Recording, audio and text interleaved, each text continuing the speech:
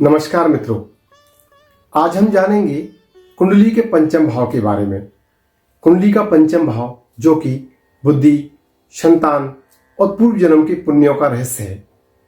क्या आप जानते हैं आपकी कुंडली का वो कौन सा भाव है जो ये तय करता है कि आपको शेयर बाजार में लाभ होगा या नहीं होगा, आपकी संतान का भविष्य कैसा होगा और सबसे महत्वपूर्ण, क्या आपके पिछले जन्म के कर्म इस जन्म में आपका साथ दे रहे हैं या नहीं। मित्रों, मैं डॉक्टर विकासदीप शर्मा। आज हम विस्तार से चर्चा करेंगे कुंडली के पंचम भाव के बारे में।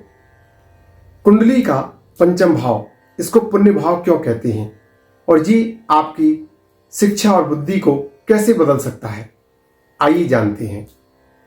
कुंडली का पंचम भाव, जिसको हम त्रिकोण भाव भी कहते हैं, इस त्रिकोण भाव का क्या स्थान है कुंडली में।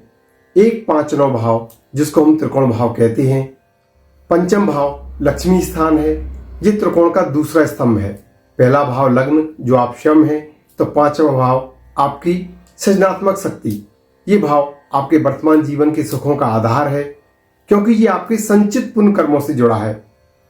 तो आइए जानते हैं कुंडली में पंचम भाव से और क्या जानते हैं।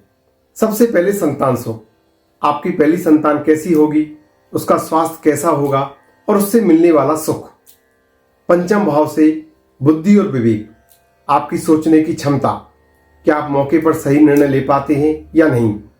इसके अलावा आपके जीवन का प्रेम संबंध, रोमांस, प्रेम विवाह, क्योंकि प्रेम विवाह का मुख्य स्थान भी पंचम भाव है। आपके जीवन में अकस्मात धन मिलेगा या नहीं मिलेगा, शेयर बाजार, लॉटरी, सट्टा, या यहां से हम ये भी कह सकते हैं कि आपके जीवन में ईश्वर की कृपा। इसके अलावा मंत्र सिद्धि, आपके इष्ट की कृपा, भक्ति और मंत्रों का प्रभाव, ये सब बातें हम पंचम भाव से जान सकते हैं। पंचम भाव कुंडली का धर्म भाव है और इसको धर्म का मुख्य भाव कहा जाता है। पंचम भाव का कारक ग्रह देवगुरु बृहस्पति, ये इस भाव के मुख्य कारक हैं, क्योंकि गुरु ज्ञान के विस्तार के देवता हैं। अगर पंचम भाव का स्वामी पंचमेश कमजोर भी हो, लेकिन यदि कुंडली में आपका गुरु मजबूत है, तो आपके जीवन में बुद्धि, सुख, संतान, ये सभी प्राप्त होते हैं, क्योंकि बिना गुरु के पंचम भाव मजबूत नहीं होता। पंचम भाव को महत्वपूर्ण इसलिए बताया है क्योंकि इसको पर्व पुण्य भाव भी कहा जाता है। पर्व पुण्य भाव मतलब आपने इस जन्म की सुख सुविधाएं आपके पिछले जन्म के अच्छे कर्मों का फल है, और इसी भाव से हम पंचम भाव के बारे में ज्ञात कर सकते हैं कि आपका पिछला प्रारब्ध कैसा है, आपने पिछले जन्म में कैसे पुण्य कर्म किए हैं, या पूर्व जन्म में आप किस योनि में या किस वर्ग में थे, ये सब हम पंचम भाव से ज्ञात कर सकते हैं। यदि पंचम भाव बली है तो व्यक्ति कम मेहनत में भी बहुत सफलता प्राप्त कर लेता है। इसके अलावा प्रज्ञा, इंस्टीट्यूशन, आपकी छठी इंद्री, सिक्स सेंस, यहीं से देखी जाती है। विद्या का क्षेत्र और इस भाव में ग्रहों का क्या प्रभाव है, आइए जानते हैं। यदि पंचम भाव में सूर्य है तो जातक राजनीति में या प्रशासनिक क्षेत्र में या सरकार में उच्च पद प्राप्त करता है, शिक्षा उसकी उत्तम रहती है। यदि पंचम भाव में बुध है तो जातक गणित, कोडिंग, अकाउंट्स, लेखन, बैंकिंग में निपुण होता है, जातक की बुद्धि तेज होती है। यदि पंचम भाव में गुरु है तो जातक वेदों का ज्ञाता, शास्त्र में निपुण, कानून या दर्शन शास्त्र का विद्वान होता है। यदि पंचम भाव में मंगल है तो जातक इंजीनियर, तकनीकी क्षेत्र, गणित या सर्जरी के क्षेत्र में भी सफलता प्राप्त कर लेता है। शुक्र होने से डिजाइनिंग तक, संगीत, अभिनय या फैशन में विशेष रुचि रखता है। यदि पंचम में शनि, राहु, केतु हैं तो जातक कोई विशेष शोध करता है, बहुत ही गुण विद्याओं का ज्ञाता होता है और ऊंचाइयों तक उसकी विद्या प्राप्त होती है, लेकिन कुछ विद्या में रुकावट भी आती है। पंचम भाव को सदैव मजबूत रखें, तो इसको मजबूत करने के लिए आप अपने इष्ट देव की पूजा करें।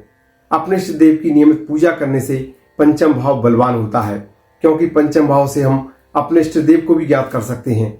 आपके जीवन में कौन आपका इष्ट देव होगा, ये हम पंचम भाव से ज्ञात कर सकते हैं। इस भाव में बैठा ग्रह या इस भाव से जुड़ा कोई भी ग्रह कारक ग्रह होगा, वही आपके जीवन में आपका इष्ट देव होगा। पंचम भाव को मजबूत करने के लिए गुरु के उपाय सदैव करना चाहिए, क्योंकि इस भाव का कारक ग्रह भी देवगुरु बृहस्पति हैं।